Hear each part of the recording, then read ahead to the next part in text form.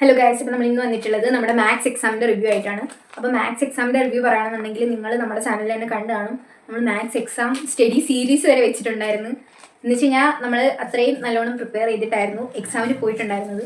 പിന്നെ എക്സാമിൻ്റെ ആഫ്റ്റർ ആയിട്ടുള്ള കാര്യങ്ങളൊക്കെ പറയുകയാണെന്നുണ്ടെങ്കിൽ നിങ്ങൾക്ക് തന്നെ അറിയായിരിക്കുമല്ലോ ഈ ക്വസ്റ്റ്യൻ പേപ്പർ എങ്ങനെ ആയിരുന്നു എന്നുള്ളത്. ഞാൻ ഫസ്റ്റ് ക്വസ്റ്റ്യൻ പേപ്പർ കിട്ടി 3 മാർക്കിൻ്റെ സെക്ഷനൊക്കെ വായിച്ചപ്പോൾ കൊള്ളാം, കുഴപ്പമില്ല, എഴുതാൻ പറ്റും. 6 ക്വസ്റ്റ്യൻ എന്തായാലും എഴുതാൻ പറ്റും, കിട്ടും, ഓക്കെയാണ്. അത് കഴിഞ്ഞിട്ട് ഞാൻ 4 മാർക്കിൻ്റെ സെക്ഷനും ഞാൻ വായിച്ചില്ല. എന്നിട്ട് ഞാൻ ഓടിപ്പോയത് 6 മാർക്കിൻ്റെ സെക്ഷൻ വായിക്കണം. എന്നിട്ട് 6 മാർക്ക് നോക്കിയപ്പോഴും എന്താണ് മറ്റേ നോർമലി ഏതൊക്കെ പാഠമാണോ വരുന്ന ആ പാഠത്തിൽ നിന്ന് തന്നെയാണ് വന്നിട്ടുള്ളത്. വേറെ പ്രശ്നങ്ങളൊന്നും ഞാൻ അങ്ങനെ കണ്ടില്ല. അപ്പം ഞാൻ കരുതി കുഴപ്പമില്ല, എന്നാൽ ഒരുവിധം കിട്ടുമല്ലോ എന്നുള്ളൊരു മട്ടി ഇരുന്നു. എന്നിട്ട് ഫസ്റ്റ് ഞാൻ 6 മാർക്കിൻ്റെ സെക്ഷൻ അങ്ങ് എഴുതി തുടങ്ങി. 4 മാർക്കിൻ്റെ സെക്ഷൻ ഞാൻ ഡീറ്റെയിൽ ആയിട്ട് നോക്കിയാൽ പോലും ഇല്ല. 4 മാർക്ക് ഞാൻ പിന്നെ നോക്കാമെന്ന് കരുതി, കാരണം ടൈം കളയണ്ടെന്ന് വെച്ച് 6 മാർക്ക് എഴുതി തുടങ്ങി. മറ്റേ ലീനിയർ ഇക്വേഷൻ സോൾവ് ചെയ്യുന്നത് കിട്ടി, കറക്റ്റായിട്ട് കിട്ടി. 18-ന് 1 ഞാൻ കറക്റ്റായിട്ട് ചെയ്ത്, രണ്ടാമത്തെ ചെയ്ത് എനിക്ക് തെറ്റി വന്ന്. അങ്ങനെ മൂന്നാമത്തതും എൻ്റെ കയ്യിൽ നിന്ന് മീൻസ് 2, 3 എനിക്ക് ചെയ്ത് കിട്ടുന്നില്ലായിരുന്നു. ഞാൻ പിന്നെ അത് അവിടെ കളഞ്ഞിട്ട് 19 ചെയ്തു. 20-ന് 1 ഞാൻ ചെയ്തു. 20-ന് 2 ഞാൻ സൈലത്തിൻ്റെ ഒരു ക്ലാസ്, ഞാൻ സൈലത്തിൻ്റെ മിക്ക ലൈവും കണ്ട് കുറച്ച് എക്സ്ട്രാ ക്വസ്റ്റ്യൻസും കൂടെ ചെയ്ത് പഠിച്ചിട്ടായിരുന്നു പോയത്. അപ്പം ഞാൻ അങ്ങനെ പഠിച്ചിട്ട് പോയതുകൊണ്ട് ഞാൻ ആ ഒരു ക്വസ്റ്റ്യൻ, ആ സ്ലോപ്പ് ഓഫ് ദ ടാൻജന്റ് കണ്ടപ്പോൾ എനിക്കറിയായിരുന്നു dy/dx അങ്ങനെ വരുന്നതാണ്.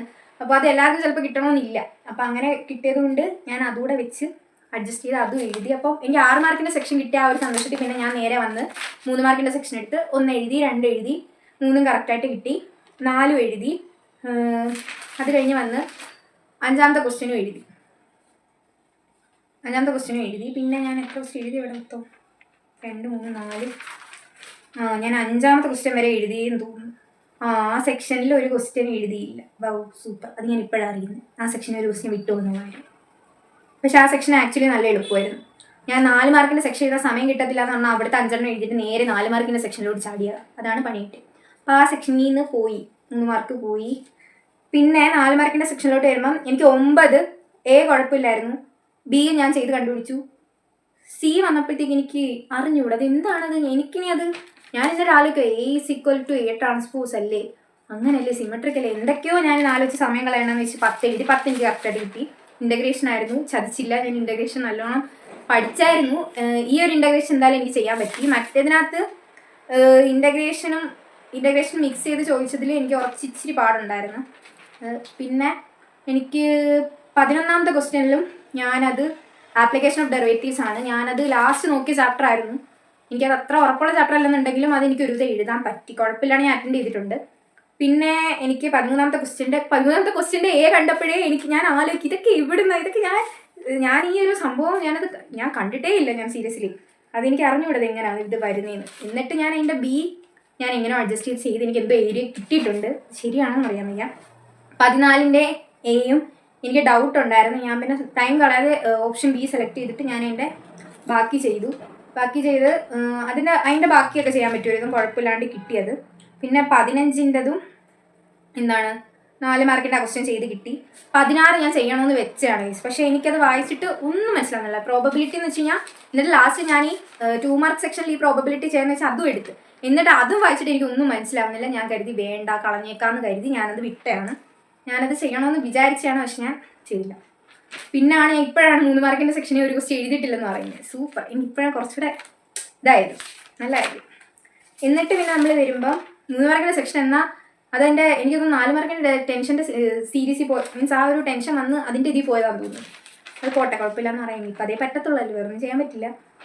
അപ്പോൾ മൊത്തത്തിൽ പറയുകയാണെന്നുണ്ടെങ്കിൽ എനിക്ക് 4 മാർക്കിൻ്റെ സെക്ഷൻ മൊത്തം എൻ്റെ കിളിവ് കിടക്കുമായിരുന്നു. എനിക്ക് 4 മാർക്കിൻ്റെ മിക്ക ക്വസ്റ്റിന് വായിച്ചിട്ട് എനിക്ക് ഒന്നും മണ്ടയിലോട്ട് കയറുന്നേ ഉണ്ടായിരുന്നില്ല. ഞാൻ തന്നെ ഈ പ്രോബബിലിറ്റി എന്നൊക്കെ വെച്ചിട്ടുണ്ടെങ്കിൽ എന്തെല്ലാം നല്ല ക്വസ്റ്റ്യൻ ഉണ്ടായിരുന്നു നമുക്ക് ചോദിക്കാൻ. ഇതെന്ന് വെച്ച് കഴിഞ്ഞാൽ ഈ ബേസ് തിയറത്തിൽ നിന്ന് തന്നെ ചോദിച്ചാൽ ആ ക്വസ്റ്റ്യൻ കണ്ടപ്പോൾ എനിക്ക് മനസ്സിലായി ബേസ് തിയറം. പക്ഷേ എനിക്കിവിടെ ഇതിനകത്ത് ഇവിടെ അവർ എന്താ പറയുന്നത്, ശരിക്കും എന്താ ഉദ്ദേശിക്കുന്നത് എനിക്ക് ഇപ്പോഴും മനസ്സിലായില്ല. ആ ക്വസ്റ്റ്യൻ മൊത്തം എനിക്ക് ഭയങ്കര കൺഫ്യൂഷൻ. ഞാൻ എന്നിട്ട് അതിനകത്ത് ഇനി ഇരുന്ന് സമയം കളയണമെന്ന് വെച്ചിട്ട് ഞാൻ ഉടനെ വേറെ ക്വസ്റ്റ്യൻ ചെയ്യാം. എന്നിട്ടും എനിക്ക് ടൈം കിട്ടിയില്ല. ഞാൻ ഒരുവിധം 4 മാർക്കിൻ്റെ സെക്ഷൻ എല്ലാം അറ്റൻഡ് ചെയ്തു. 3 മാർക്കിൻ്റെ സെക്ഷനിൽ 5 എഴുതിയോളം ഞാൻ ഇപ്പോഴാണ് അറിയുന്നത്. 6 എഴുതണമായിരുന്നു, ഞാൻ 5 എഴുതിയിട്ടുള്ളത് ഇപ്പോഴാണ് അറിയുന്നത്. പക്ഷേ ആ 6ാമത്തെ ക്വസ്റ്റ്യൻ എനിക്ക് സുഖമായിട്ട് എഴുതാവുന്നതേ ഉള്ളായിരുന്നു. 6, 7 എഴുതാൻ പറ്റുന്നതായിരുന്നു, പക്ഷെ ഞാനത് ഇപ്പോഴാണ് കേട്ടോ അറിയുന്നത്. അപ്പം അവിടുന്ന് പോയി. പിന്നെ 4 മാർക്കിൻ്റെ സെക്ഷനിൽ നിന്ന് അറഞ്ച് കുറഞ്ച് മാർക്ക് പോയിട്ടുണ്ട്. പിന്നെ 6 മാർക്ക് സെക്ഷൻ എല്ലാം എളുപ്പമാണെന്ന് തോന്നുന്നു.